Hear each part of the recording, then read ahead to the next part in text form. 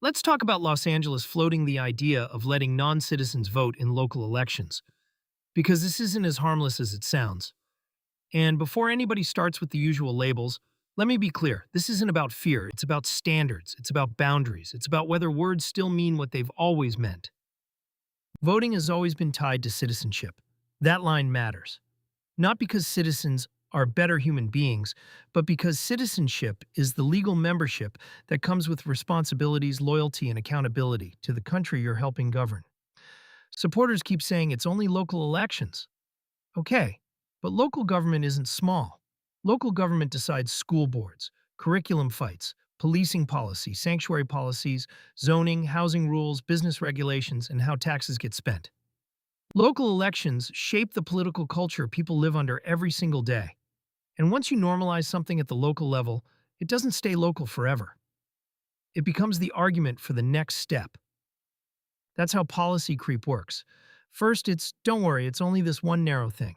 Then it's, well, we already did it there, so why not here too? Now let me anchor this the way the Constitution was designed to anchor it. The Constitution was built for limited government and clear structure. The 10th Amendment reminds you that states and localities have a lot of power, but they don't have unlimited power. They're still operating inside a system with boundaries. And the 14th Amendment matters because equal protection and due process are supposed to protect the integrity of the system, not turn citizenship into an optional concept depending on your zip code. This isn't about left versus right. It's about whether government has a limit. Caution line, because I'm not here to overclaim. Cities can propose all kinds of policies, and courts sort out what's legal. But just because something can be proposed doesn't mean it's wise, and it doesn't mean it strengthens the country. Here's the bigger issue most people are missing. This isn't mainly about whether non-citizen votes would swing an election. In a city like Los Angeles, it might not change much today. This is about trust. If the rules around voting start to feel flexible, unclear, or inconsistent, people stop trusting the system. And when trust goes, everything else follows. People stop believing outcomes are legitimate. People stop believing the rules apply equally. People stop believing citizenship means anything. And now let's add the global reality check. If I'm a US citizen living in Mexico, I don't get to vote in Mexico's elections just because I live there. I can work there legally if I follow their rules.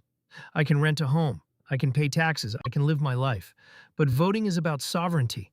It's about who gets to steer the country. Mexico, like most countries, ties voting to citizenship because that's how a nation maintains control of its own future. So here's the question. Why is the United States expected to do things other countries clearly don't allow?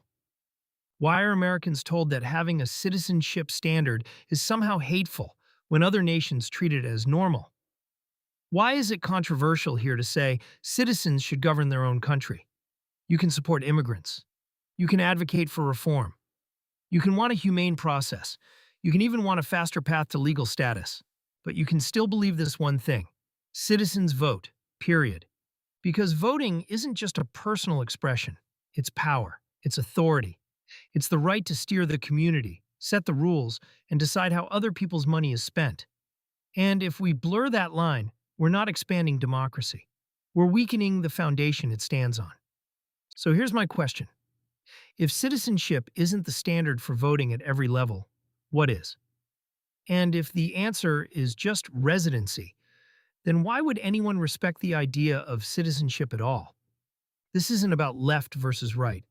It's about whether government has a limit, and it's about whether Americans are still allowed to say out loud that our country should be governed by its citizens.